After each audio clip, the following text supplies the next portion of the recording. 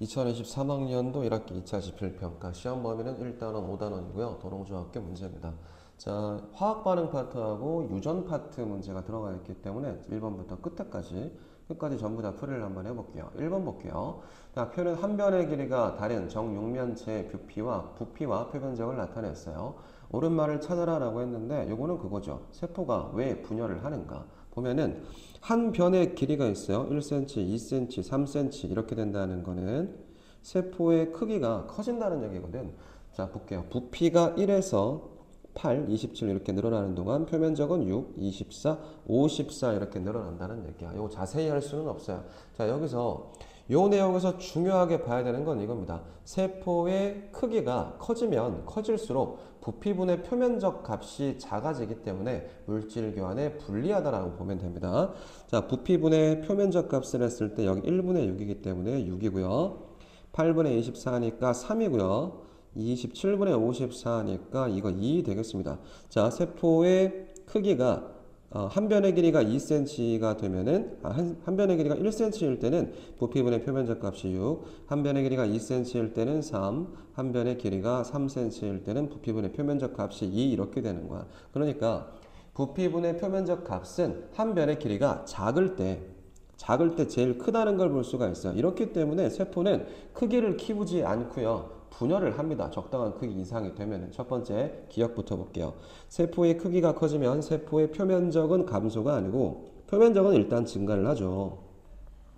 증가를 하는데 어떤 게 감소하냐면 부피분의 표면적 값이 감소를 하는 거야. 그치? 이게 뚝 떨어진다는 얘기죠. 그래서 세포의 크기를 키우는 게 효율적이지 못하다는 얘기를 하고 있습니다. 자, 니은. 부피분의 표면적 값이 클수록 물질 교환의 효율성이 높다. 맞죠? 이 내용 맞습니다. 세포의 표면을 통해서 일어나는 물질 교환의 효율성을 높이기 위해서 세포는 분열한다. 이것도 맞습니다. 니은과 디귿이라서 답은 4번 체크하겠습니다. 다음. 2번 보겠습니다. 그림은 염색체의 구조를 나타냈어요. 세포를 자세히 한번 살펴봅니다. 세포 안에 보면은 핵이 있어요. 자, 핵 안에 보면은 보통 염색사 형태로 DNA가 존재를 할 건데 이 세포가 분열할 때가 되면은 세포가 응축해서 무언가를 만들게 됩니다. 요거 염색체를 세포 분열이 시작할 때 만들게 되고요.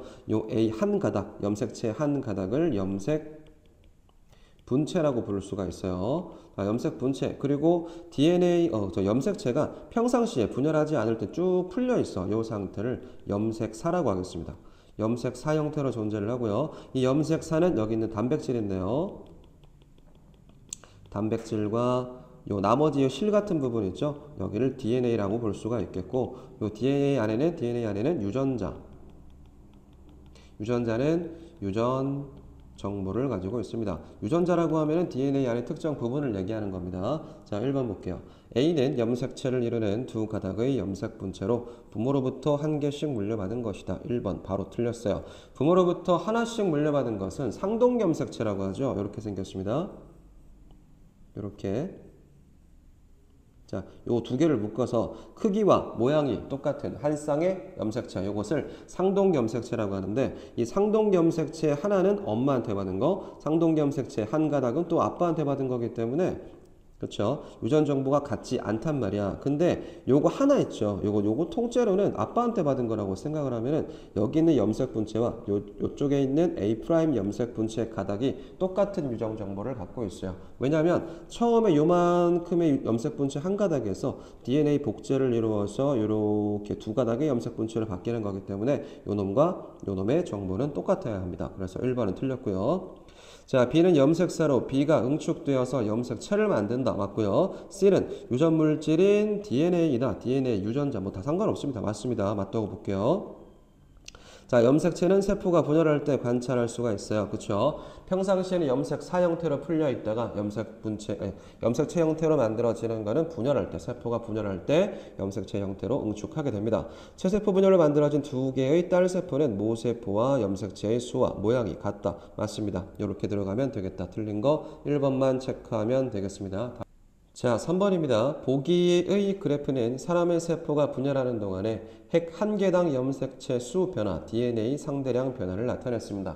쌤이 수업할 때 설명을 했었죠. 염색체 개수를 셀 때는 쌤이 무엇이라고 했었니? 이거 기억해야 됩니다. 염색체가 있으면 가운데 동그라미 있을 거야. 얘를 우리가 동원체라고 했어요. 동원체는 중학교 3학년 과정에서 배우지는 않지만 애들이 헷갈려서 얘기를 했습니다. 이 동원체의 개수가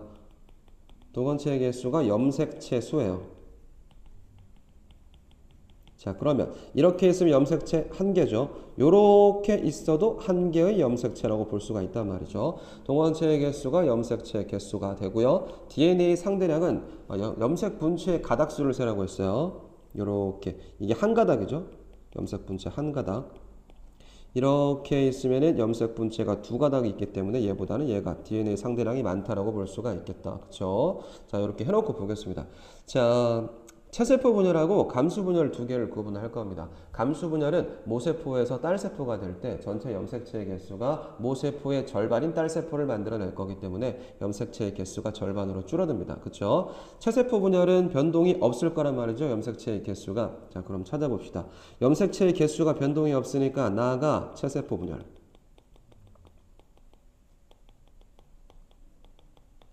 그 다음에 가가 염색체의 개수가 43에서 23으로 줄어들기 때문에 얘가 감수분열이라고 볼 수가 있겠죠. 자, 그리고 DNA 상대량을 보겠습니다. DNA 상대량은 감수분열을 하면은 모세포의 DNA 상대량이 4분의 1이 됩니다. 처음에 DNA 상대량이 4였어요. 한 번 분열해서 DNA 상대량이 2가 됐고요. 한 번 더 분열해서 DNA 상대량이 1이 됐기 때문에 절반 아니고 4분의 1이 됐죠. 얘가 감수분열이고, 자, 그 다음에 DNA 상대량이 모세포의 절반인 거, 이게 체세포 분열 되겠습니다. 그러면 체세포 분열은 나와 라고요. 감수 분열은 가와 다 체크하면 되겠습니다. 자, 체세포 분열 찾아보면은 나와 라 찾아야 되니까 요거 찾으면 되겠고요. 감수 분열은 가와 다 찾아야 되는데 가와 다가 없어요. 그러면 답은 3번 체크하면 되고, 체세포 분열의 결과 생장 그리고 재생 나타납니다. 감수 분열의 결과 생식세포 형성, 이거는 맞지만 뒤에 그래프가 틀렸습니다. 답은 3번입니다. 다음 4번 보겠습니다. 그림은 세포 분열이 일어나는 과정의 여러 시기를 순서에 상관없이 나타났습니다. 일단 이 그림을 봤을 때 어떤 분열인지 파악할 수가 있어야 됩니다. 이 분열은 체세포 분열이죠. 체세포 분열은 분열이 한 번만 일어나는데 감수 분열은 두 번 일어나기 때문에 이건 한 번 분열했으니까 체세포 분열이라고 볼 수가 있고요. 간기, 전기, 중기, 후기, 말기 이렇게 5가지로 나눌 수가 있습니다. 이거 파악할 수 있어야 돼요. 요거 분석이 안 되면 문제를 틀리겠죠. 자, 제일 처음에 염색체가 관찰되지 않습니다. 여기가 간기 되겠죠. 간기의 특징 기억하고 있어야 되죠. 간기는 세포의 주기 중에서 가장 길다. 그치? 가장 긴 세포 주기 1등. 그리고 염색체가 형성됐고 핵막이 소실되고 있는 거, 이거 전기 되겠죠. 그 다음에 중기, 중앙에 배열되는 거 중기, 가로로 중앙에 배열됐네요. 중기. 그 다음에 양쪽 끝으로 갈라지는 거 후기. 그 다음에 2개의 딸세포를 만들어내는 거 말기 체크하면 되겠습니다. 이렇게 5가지로 볼 수가 있어요. 순서를 따지면은 다, 나, 가, 마, 라 이렇게 보겠습니다. 분열은 다, 나, 가, 마, 라 맞네요. 다는 간기 맞죠? 염색체 수를 2배 틀렸습니다. 염색체 수를 2배로 증가시키면 안 되죠. 염색체 수가 아니고요. DNA 상대량을 2배로 증가시키고 있습니다. 자, 분열 과정에서 이가 염색체가 발견되지 않는 것으로 보아서 체세포 분열 과정이다. 맞습니다. 기억 디귿이라서 답은 3번 체크하면 되겠습니다. 자, 다음 5번 볼게요. 그림은 분열이 일어나는 과정을 나타냈습니다. 일단 모세포에 대비해서 딸세포가 4개인 것으로 봐서 바로 분석할 수 있어야 되죠. 이거 감수 분열입니다. 자, 감수 분열이고 여기 A와 B가 있네요. 가에서 나로 지나가는 동안에 DNA 상대량이 2배가 됐어. 염색 분체 가닥수가 2배가 됐기 때문에 여기는 간기를 거쳤다. 감수 분열에서는 간기가 한 번밖에 없죠. 2분열이 시작할 때는 간기가 없습니다. 자, 그런 다음에 나에서 다로 들어갈 때 이 상태, 다는 지금 감수 1분열 중기라고 볼게요. 중앙에 배열되었다고 볼 수가 있겠네요. 얘가 전기. 얘가 중기. 자, 그리고 요 두 개가 상동 염색체가 결합된 염색체 이름이 있었죠. 요 이름을 학교에서 배우는 학교도 있고 이 이름을 안 배우는 학교도 있긴 하지만 배우는 학교도 있기 때문에 얘기를 하겠습니다. 이가 염색체라고 부릅니다. 혹은 결합된 상동 염색체라고 배우는 학교도 있긴 합니다. 자, 다에서 라로 지나갈 때 염색체 수가 2개에서 1개로 쪼개졌기 때문에 1분열 후기에서 말기쯤이라고 볼 수가 있겠습니다. 이때 이미 다에서 라로 넘어갈 때 염색체 개수가 절반으로 줄어들었죠. 염색체 수 절반. 여기서 2개였는데 여기서 1개로 줄어들었기 때문에 1분열에서 이미 염색체 수가 절반으로 줄어든다는 사실을 알고 있으면 되고요. 그 다음에 A1과 A2가 있어요. 이게 갈라져 가지고 각각의 딸세포를 또 만들어낼 건데 얘가 A1이라고 보고 얘는 A2라고 볼게요. 이 각각의 유전 정보는 동일하겠죠. 아빠한테 받은 거라고 생각을 할게요. 자, 디귿과 리을 요 놈한테서 갈라졌기 때문에 얘는 B1, B2 이거 엄마한테 받은 거라고 볼게요. 유전 정보가 동일하겠죠. 자, 문제 보겠습니다. A1과 A2는 같은 생식세포에 들어갈 수가 없죠. 얘가 이미 하나의 생식세포, 얘도 이미 하나의 생식세포이기 때문에 같은 데 들어갈 수가 없습니다. 없어요. 딸세포 니은과 딸세포 디귿에 담긴 니은과 디귿은 각각 엄마한테서 받은 거, 아빠한테서 받은 거 따로따로 오기 때문에 유전 정보가 동일할 수가 없습니다. 염색체 수가 반으로 줄어드는 시기는 여기 1분열 후기에서 말기쯤 다에서 라 부분이겠죠. 다라. 답은 디귿만 맞기 때문에 2번 체크하겠습니다. 자, 6번 보겠습니다. 그림은 어떤 생물의 세포 분열 과정 중에서 특정 시기의 모습을 나타냈어요. 요거 일단 어떤 시기인지 파악할 수 있어야 되는데 일단 자세히 볼게요.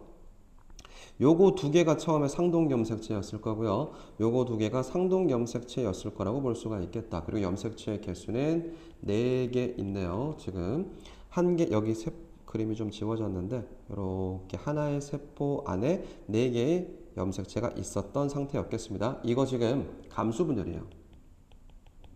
감수 분열의 1분열 후기라고 볼 수가 있겠습니다. 감수 1분열 중기에는 이렇게 되어 있었겠지. 이렇게 조그만한 거 이렇게 하고 붙어 있어야 되겠죠. 이렇게 붙어 있어요. 자, 이렇게 된 상태에서 양쪽 끝으로 상동 염색체가 분리돼 가지고 양쪽 끝으로 이동하고 있는 상태라고 보면 되겠습니다. 이거 지금 감수 1분열 후기겠네요. 됐습니까? 자, 그리고 만약에 이게 감수 1분열 후기라고 얘기할 수 있는 얘기는 후기가 우리가 총 3개가 있잖아. 체세포 분열 후기와 감수 1분열 후기와 감수 2분열 후기가 있을 건데 체세포 분열에서는 전부 다 똑같이 서야 돼요. 이렇게 이게 체세포 분열의 중기에서 여기서 염색 분체가 떨어져 가지고 양쪽 끝으로 이동을 해야 이것을 체세포 분열 후기라고 볼 수가 있겠고 감수 2분열 후기는 여기에서 2개의 세포에서 각각 염색 분체가 떨어져 가지고 양쪽 끝으로 이동하는 게 감수 2분열 후기라고 볼 수가 있단 말이야. 이렇게 상동 염색체가 분리돼서 양쪽 끝으로 이동한다. 이거 감수 1분열 후기라고 봐야 됩니다. 내용 볼게요. 자, 상동 염색체가 분리되어서 이동한다. 그렇죠. 그 내용입니다. 감수 1분열 후기의 세포 모습. 그렇죠. 감수 1분열 후기의 상동 염색체가 분리돼서 써놓을게요. 적혀있나? 상동 염색체가 분리돼서 이동한다. 맞고요. 이 생물의 체세포에는 총 8개의 염색체가 들어있다. 아닙니다. 이거 지금 1분열 후기이기 때문에 아직까지 염색체의 개수가 반으로 줄어들지 않았어요. 이 상태에서 이렇게 되잖아. 이게 2개의 세포가 만들어질 거야. 그러면 염색체의 개수가 절반으로 줄어드는 거기 때문에 아직 안 줄어들었어. 원래 상태에도 이렇게 4개의 염색체가 있었을 거예요. 체세포에 8개가 아니고 4개의 염색체가 들어있어야 됩니다. 그럼 3번은 틀렸어요.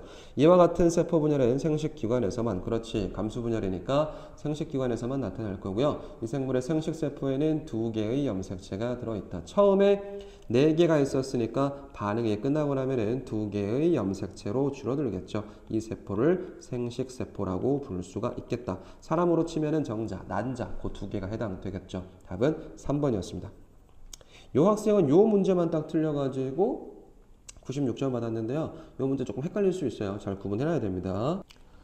자, 7번 보겠습니다. 그림은 사람의 수정란 분열 과정의 일부를 나타냈어. 수정란 2세포배, 4세포배에서부터 포배까지 만들어 줄 건데 이 포배 상태에서 착상을 할 거다. 그쵸? 여기 수정란이라고 하는 놈은 한 개, 정자와 난자가 결합을 해서 수정란을 만들어냈어요. 정자는 23개의 염색체를 갖고 있고 난자도 23개의 염색체를 갖고 있고 수정란일 때부터는 46개의 염색체를 갖게 될 거고요. 그쵸? 체세포와 똑같죠? 이때부터 2세포배가 되면 염색체가 2개가 될 건데 각각이 갖고 있는 염색체의 개수가 46 똑같아요. 염색체의 개수는 변하지 않는단 말이야. 이런 분열을 우리가 뭐라고 불렀지? 체세포 분열이라고 합니다. 굉장히 많이 헷갈리죠? 많이 틀립니다. 자, 이렇게 나날이라고 하는데 이 과정 수정란에서부터 여기 착상되기 전까지 이렇게 갈라먹는 거 있죠? 2세포배, 4세포배, 8세포배, 포배가 되기까지 이렇게 빨리 분열이 일어나는 것을 나날이라고 하는데 이 나날이 일어날 때는 체세포 분열을 하기 때문에 분열기가 짧다고 볼 수가 있어요. 왜냐하면 간기가 없거든요. 간기가 제일 긴 시기라고 해요. 세포 중에서 세포 주기 중에 간기가 제일 긴데 간기가 없기 때문에 빨리빨리 분열하니까 세포의 크기는 작아지고요. 분열이 빨리 일어날 수가 있겠다. 분열을 거듭할수록 세포 한 개의 크기는 작아진다. 맞습니다. 초기에 빠르게 반복하는 체세포 분열을 난할이라고 한다. 맞습니다.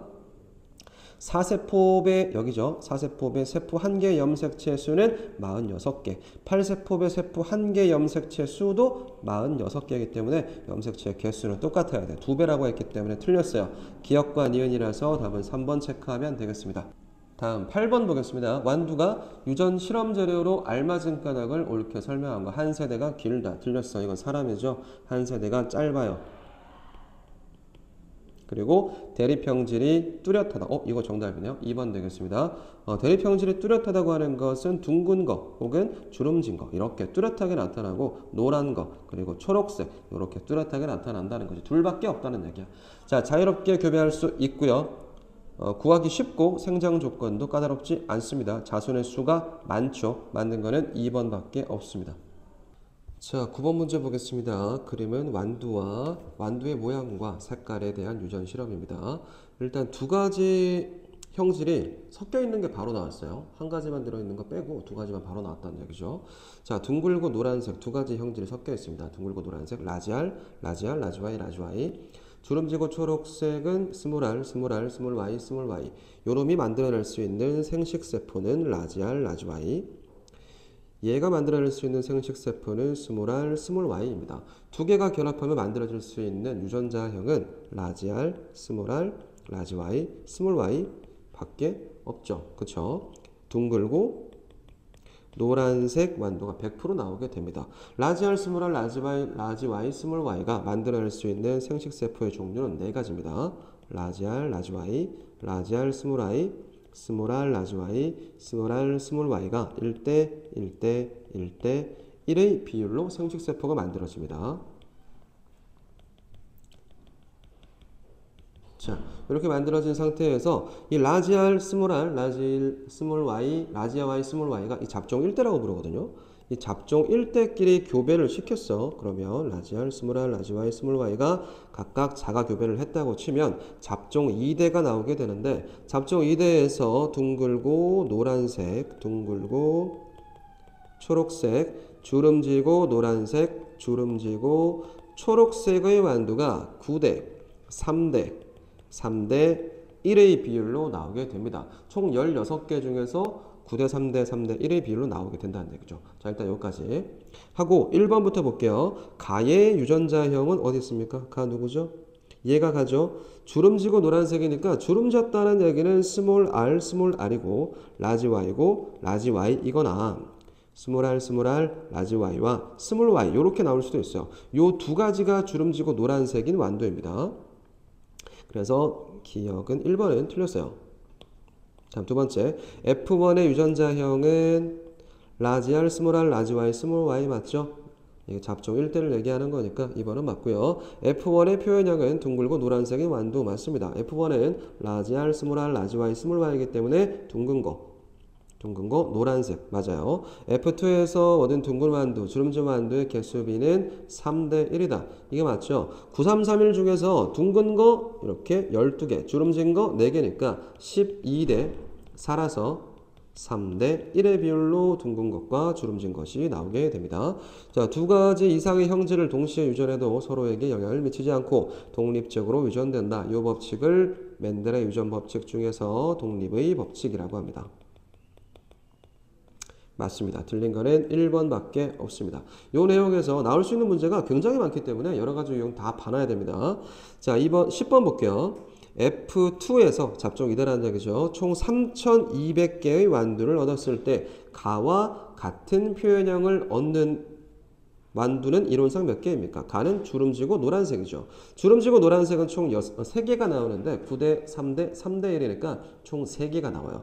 16개 중에서 3개가 나오니까 계산해주면 200 곱하기 3 해서 600개의 완두가 가와 똑같은 표현형을 갖게 되겠네요. 답은 2번 체크하면 되겠습니다. 다음, 자 11번 바로 볼게요.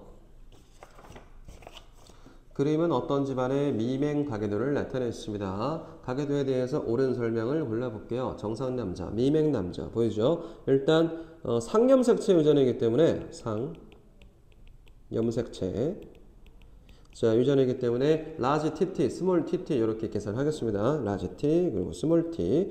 자, 미맹은 전부 똑같이 들어갑니다. small tt, 얘도 small tt, small tt 이렇게 들어가고요. 정상 남자, 정상 여자의 유전자형을 찾아야 되는데 가를 먼저 찾아볼게요. 자, 가의 자손 중에서 요 딸 있죠? 요 딸이 스몰 t가 나왔기 때문에 가는 무조건 스몰 t를 하나 갖고 있어야 됩니다. 그런데 정상이기 때문에 라지 t도 하나 갖고 있는 거고요.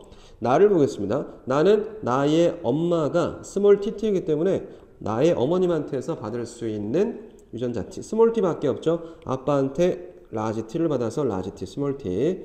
얘도 마찬가지로 여기 스몰 t 받아오고 아빠한테서 라지 t 받아와서 라지 t, 스몰 t, 라지 t, 스몰 t 되겠습니다. 자, 옳은 거 볼게요. 가의 유전자형은 라지 t, 스몰 t. 맞습니다. 가와 나의 유전자형은 같다. 가는 라지 t, 스몰 t고요. 나도 라지 t, 스몰 t라서 같아요. 나와 미맹 남자 사이에서 나는 라지 t, 스몰 t죠. 라지 t, 스몰 t. 얘가 나고요. 미맹 남자는 스몰 t, 스몰 t겠네요. 번외쌍학형 만들어주면 라지 t, 스몰 t, 라지 t, 스몰 t 정상 둘, 그리고 미맹 둘. 요렇게 둘은 정상이고요. 요렇게 둘은 미맹 되겠습니다. 자, 미맹 남자 사이에서 미맹인 자녀가 나올 확률은 50%. 그렇지. 4분의 2, 2분의 1이니까 50% 맞습니다. 그래서 답은 몇 번입니까? 기억, 니은, 디귿 3개 다 맞기 때문에 5번 체크하면 되겠습니다. 다음 12번. 생맹 보겠습니다. 상염색체 아니고 이것은 자 12번 볼게요. 생맹이니까 성염색체 유전입니다. 자, 정상여자, 생맹여자, 정상남자, 생맹남자의 유전자형을 전부 다 쓸 수가 있겠죠. 일단 명확하게 쓸 수 있는 것들부터 한번 채워보겠습니다. 남자가 정상인 경우에는 무조건 XY고요. 여자가 생맹인 경우에는 X', X'.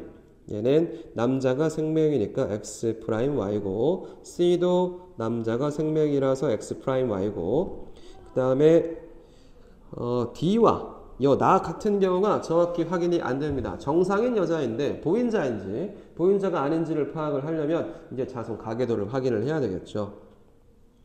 자, 보겠습니다. 나를 먼저 확인을 해 보겠습니다. 나는 지금 정상이에요. 정상인데 아빠가 X'Y이기 때문에 아빠한테서 X'을 받아왔고요. 그렇지만 정상이기 때문에 XX' 보인자겠네요. 보인자입니다. 근데 엄마는 XX인지 XX'인지가 정확히 확인이 안 됩니다. 엄마한테 X를 받아왔거든요. 자, 근데 이 D를 정확히 확인하기 위해서는 자손이 더 나와 봐야 되거나 혹은 이 D의 엄마와 아빠를 확인을 해봐야 됩니다. 자, 그 다음에 가와 나를 교배를 시켜서 자손을 낳을 건데요. 이 아이가 어떻게 되는지는 조금 이따가 볼게요. 자, 먼저 문제부터. A는 생맹 유전자를 갖고 있지만 표현되지 않은 경우에 해당한다. 보인자라는 얘기거든요. 아닙니다. A 같은 경우는 XY라서 생맹 유전인자를 갖고 있지 않습니다. 자, D의 유전자형은 정확하게 알 수 없다. D 정확하게 알 수 없었죠. 이거는 맞아요. 가와 나 사이에서 태어난 아들이 생맹을 확률은 50%. 이거는 포레쌍학형 만들어 보겠습니다. 가는 X'Y고요. 그 다음에 나는 XX'이거든요. X와 X'. 자, 이 상태에서 XX'하고 X', X', xy하고 x 프라임 y네요. 생명인 경우는 이렇게 둘, 얘 생명이고요. 이렇게 생명. 요 둘은 정상입니다. 보인자고요. 남자는 정상이죠. 가와나 사이에 태어난 아들이 생명인 경우라 그랬어. 이거 헷갈리면 안 됩니다. 생명인 아들인 경우와 아들이 생명인 경우. 이거 잘 봐야 됩니다. 아들은 지금 둘이거든요. 하나, 둘이 아들이에요. 둘 중에 한 명의 생명이기 때문에 2분의 1의 확률 50% 들어가야 됩니다. 답은 디귿도 맞죠. 니은 디귿 찾았는데 요 문제에서 이렇게 나오는 경우가 있어요. 생명인 아들은 몇 프로입니까? 라고 물어보면 전체 중에서 하나 찾아야 되기 때문에 하나, 둘, 세 개, 네 개 중에서 얘를 찾는 거라서 4분의 1이라서 25% 찾아야 됩니다. 그쵸? 이거 지금 우리가 찾은 것은 아들이 생명인 경우라서 50%, 생명인 아들은 4분의 1이라서 25% 찾아야 된다는 얘기죠. 답은 5번이었습니다. 자, 13번 보겠습니다. 그림은 물의 변화를 모형으로 나타낸 것입니다. 그림에 대한 설명으로 옳은 것은 무조건 나오겠죠. 가와 나와보겠습니다. 자, 물 분자가 있었어요. 자, 가처럼 된다는 것은 분자의 배열 변화, 이거 고체였다면 얘를 액체로 볼 수가 있겠죠. 물리 변화라고 부릅니다. 이것을 상태 변화라고 얘기하기도 하죠. 그 다음에 나 같은 경우가 화학 변화입니다. 자, 수소와 산소가 결합해 있었는데 이것을 결합을 끊어내고 원자의 배열이 변했다고 해서 화학 변화죠. 화학 변화입니다.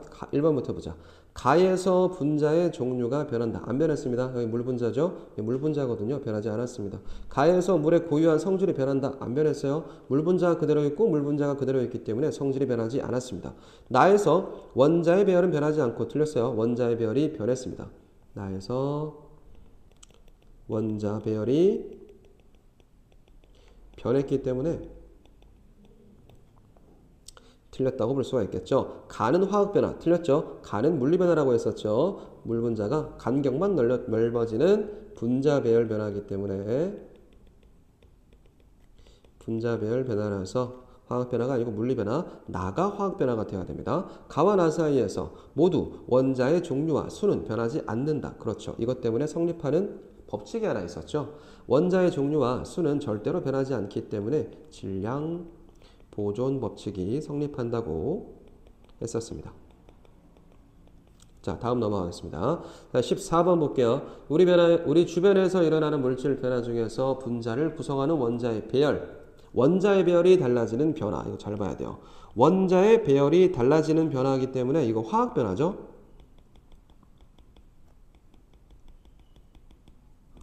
자, 고기가 익는다. 이거 화학 변화 맞습니다. 화학 변화. 색깔 변화잖아요. 빨간색에서 시꺼머죽죽한 색깔로 변하기 때문에 화학 변화 맞습니다. 색 변화, 화학 변화 나오죠. 설탕을 물에 녹인다. 이건 물리 변화입니다. 물리 변화. 용해라고 합니다. 설탕을 물에 녹여봤자 설탕의 성질 그대로 갖고 있고 물의 성질 그대로 갖고 있기 때문에 혼합물이라고 해서 이 물리 변화 맞죠. 폭죽이 터지면서 빛이 난다. 빛과 열이 발생한다. 이거 전부 화학 변화입니다. 그렇죠? 다음 네 번째, 일회용 찜질팩에서 열이 난다. 이것도 화학 변화 맞죠? 일회용 찜질팩이라고 하는 것은 저거지. 그 손난로 얘기하는 거죠. 손난로 화학 변화입니다. 안에서 철가루가 산화될 겁니다. 자, 물에 잉크 한 방울을 떨어뜨리면 확산된다. 확산 나왔죠? 이거 물리 변화입니다. 성질 변하지 않거든요. 기억, 디귿, 리얼이라서 답은 4번 체크하겠습니다. 다음 15번 볼게요. 질소와 수소가 반응해서 암모니아가 생성되는 화학 반응식을 옳게 나타낸 것. 화학 반응식의 계수 맞추기네요. 질소 N2 플러스 수소 H2 만나서 NH3. 자, 질소가 2개 있고요. 질소가 2개가 되려면 앞에다 2 붙여주면 되겠죠. ENH3이기 때문에 수소가 6개가 됐습니다. 이 수소를 6개로 만들려면 앞에 3 붙여주면 되겠죠. N2 플러스 3H2가 ENH3가 됐다. 찾아야 됩니다. 2번이네요. 맞나? N2, 3H2, ENH3. 이게 뭐죠? 잠깐만, 답이 똑같은데? N2, 3H2, 3H2, NH3. 이게 뭐야? 이게 뭐죠? 2번도 맞고 3번도 여기서 다른 게 뭐가 있지? 없네요. 다음은 2번, 3번 복수 정답으로 하겠습니다. 뭐냐 이게? 자, 다음 16번. 자, 그림은 어떤 화합물의 생성 과정을 모형으로 나타냈습니다. 이와 같은 모형으로 나타낼 수 있는 화학 반응식 볼게요. 떨어져 있으면 앞에다가 2 붙이는 거고 붙어 있으면 오른쪽 하단에다가 2 붙이는 거라고 했죠. 일단 A와 B로 구분해 보겠습니다. 2A 플러스 B2가 두 개죠. 2AB가 되었다라고 볼 수가 있겠습니다. 2대 1대 2로 나오면 되겠네요. 2대 1대 2로 나와 있는 거 정확히 나타낼 수 있는 거 이거네요. 2A, B2, 2AB. 2번 되겠습니다. 자, 17번 보겠습니다. 반응물질이 화학 반응의 과정에서 성질이 전혀 다른 새로운 물질로 변할 때도 물질의 총질량이 변하지 않는 이유는 무엇입니까? 보자. 이거 질량보존 법칙이죠. 이거는 그냥 간단하게 외우고 있어야 됩니다. 화학 반응이 일어날 때 원자의 종류와 원자의 숫자가 변하지 않기 때문이다 라고 얘기해주면 되겠습니다. 답은 5번입니다. 반응이 일어날 때 물질을 구성하는 원자의 배열은 달라지더라도 원자의 종류와 숫자는 변하지 않기 때문이다. 답은 5번 체크하고 넘어가겠습니다. 다음 18번입니다. 그러면 질량이 같은 강철솜을 자, 막대졸이 양쪽에 매달았어요. 그럼 얘를 가열했겠네요. 그럼 B 같은 경우는 질량이 증가할 거고요. A 같은 경우는 질량이 증가하지 않기 때문에 B는 쭉 저울이 올라갈 거고 A 쪽으로 쭉 내려가겠네요. 자, B를 가열하면 산화철이 생성된다. 맞습니다. F2O3 이렇게 될 거거든요. 이게 산화철입니다. 생성되죠. 자, 질량보존 법칙이 성립하기 때문에 저울은 가열이 끝나도 수평 틀렸어요. 질량이 달라붙었습니다. 이쪽으로 달라붙었기 때문에 이놈의 질량이 증가하죠. A쪽으로 기울어질 거예요. 이거 디귿 보기가 쌤이 처음 보는 보기거든요. 자, 질량 보존 법칙을 확인하기 위해서는 강철 솜을 닫힌 용기에 넣고 연소하는 방법으로 실험을 수정해야 한다. 이거 맞다고 돼 있어서 답은 4번이란 말이야. 근데 이거 디귿 보기를 쌤이 어떻게 파악을 해야 되는지를 잘 모르겠어요. 처음 본 보기고요. 파악이 잘 안 됩니다. 일단 물음표. 조금 더 연구를 해봐야 될 것 같아요. 자, 19번 보겠습니다. 일정 성분비 법칙을 따르는 물질. 이 문제 쉽게 나오기는 했는데 자주 나옵니다. 혼합물인가? 화합물인가?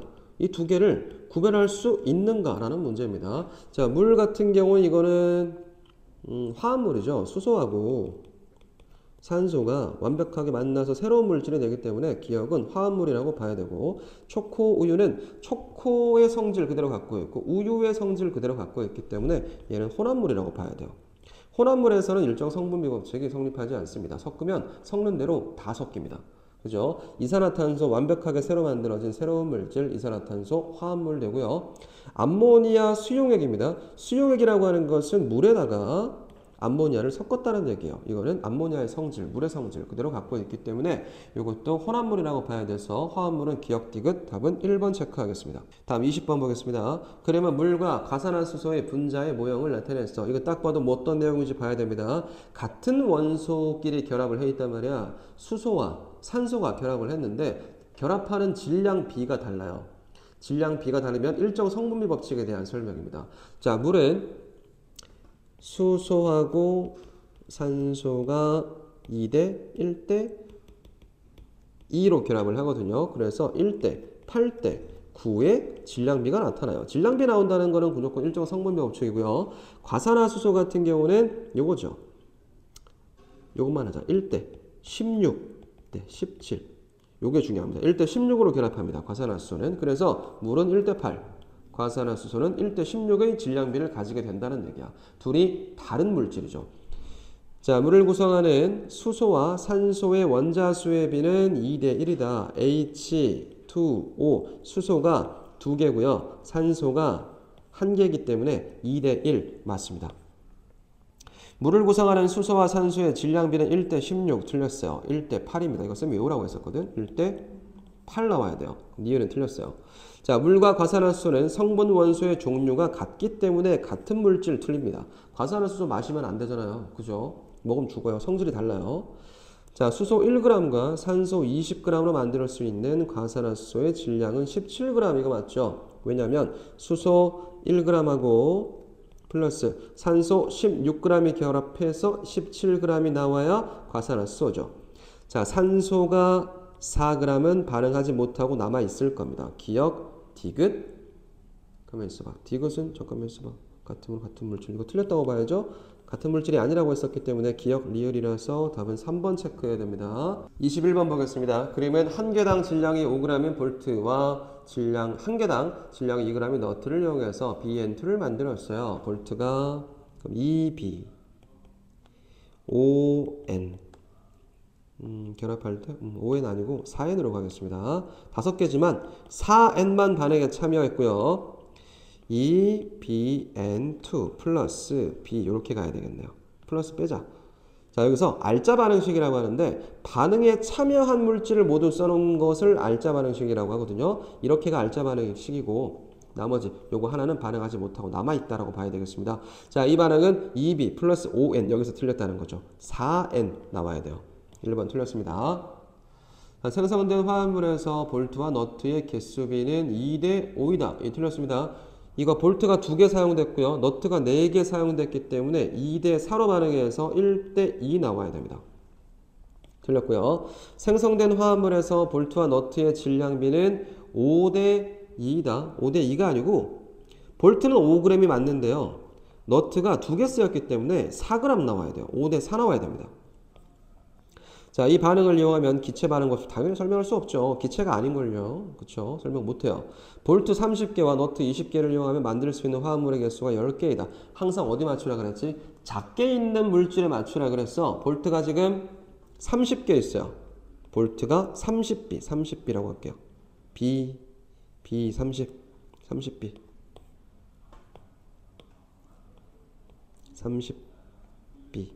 30B입니다.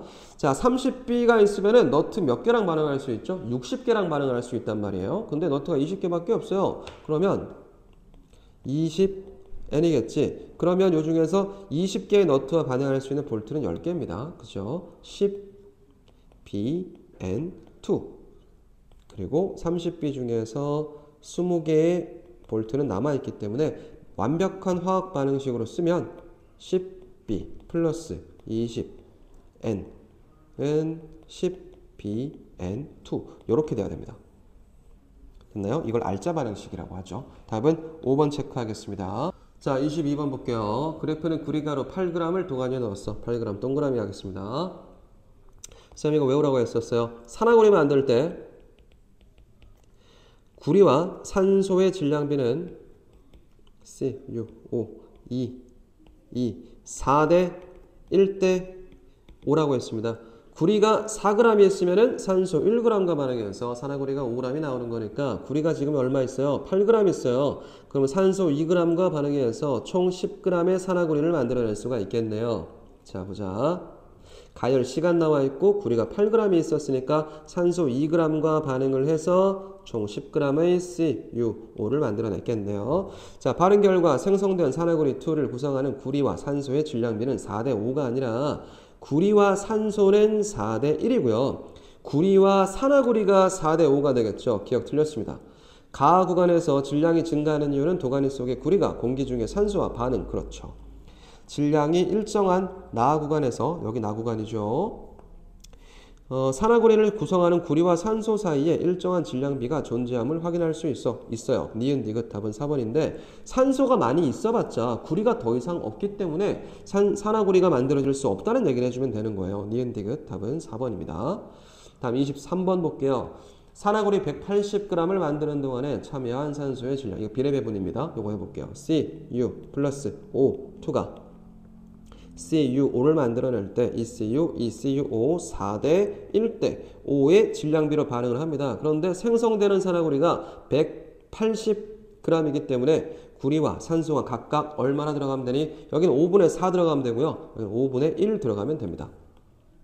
그러면 계산을 해보면 36g 하고요. 얘는 144g이 들어가면 총 180g. 얘가 4대 1 나오거든요. 그래서 산소의 질량은 36g. 1번 찾아내면 되겠습니다. 다음. 자, 기체 반응 법칙 24번 보겠습니다. 표는 일정한 온도와 압력에서 A와 B가 반응해서 기체 C를 생성할 때 기체의 부피 관계를 나타냈습니다. 한번 찾아볼게요. 자, A가 20mm가 있고요. B가 50mm가 있어. 기체가 반응할 때는 무조건 반응물, 생성물 둘 다 기체여야 하고요. 질량이 아니고 부피로 계산을 해줘야 됩니다. 20mm, 50mm 반응했는데 B가 10mm 남았어요. 그럼 B가 50 중에서 40mm가 사용됐다는 얘기고 20, 40, 20이기 때문에 1대 2대 1의 부피비로 반응을 하겠네요. 자, 50 있고 80 있어요. 항상 작은 거에 맞추라고 했기 때문에 여기가 50mm가 전체가 반응하려면 이 B는 100mm가 있어야 돼요. 근데 100mm가 없잖아요. 그러면 여기 80mm의 전체를 맞춘다면 얘가 40, 80, 얘는 얼마야? 40이 나오면 1대 2대 1이 나올 수가 있겠네요. 자, 그럼 남아있는 거는 A가 10mm가 남았겠네요. 가는 A10 맞고요. 나는 40 맞고요. 반응에 참여하는 기체 A와 B의 부피비는 1대2 맞고요. 반응물질과 생성물질이 모두 기체 상태이기 때문에 기체 반응 법칙 적용할 수 있고요. 기체 A 10mm와 얘 2mm를 반응하면 1대 2대 1이기 때문에 C도 10mm가 나와야 되겠지? 근데 30이라고 했기 때문에 이거 틀렸습니다. 다음. 자, 표에서 나타난 화학 반응식을 A와 플러스 B가 C가 되는데요. 개수를 맞춰보면 1대 2대 1이죠. 1대 2대 1이니까 화학 반응식에서 1은 생략합니다. 그러면 1을 생략할게요. 그러면 요거를 생략을 한다는 얘기죠. 그러면 A 플러스 2B가 C를 만들어내면 되니까 답은 2번 체크해주면 되겠습니다. 25번까지 다 풀었습니다. 틀린 것만 보면 됩니다. 넘기고 넘기면서 틀린 것만 체크해주세요.